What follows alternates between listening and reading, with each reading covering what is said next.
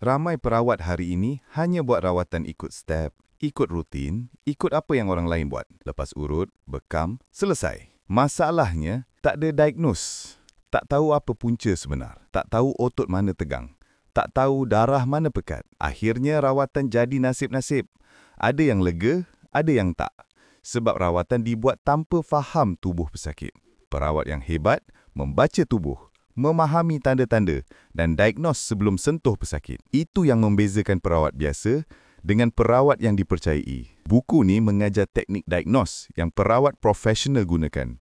Bukan tengok simptom atas permukaan, tapi baca petunjuk tubuh melalui mata, lidah dan tapak tangan. Bila kau gabungkan 3 teknik ni, kau boleh detek masalah pesakit sebelum mereka rasa sakit teruk. Rawatan jadi lebih tepat. Selamat! Kalau kau nak upgrade rawatan, nak faham bahasa tubuh dan nak jadi perawat yang orang betul-betul respect, buku ni memang untuk kau. Jangan rawat dalam gelap. Ilmu diagnos ini yang membezakan kau daripada perawat lain. Klik beg kuning sekarang sebelum terlepas.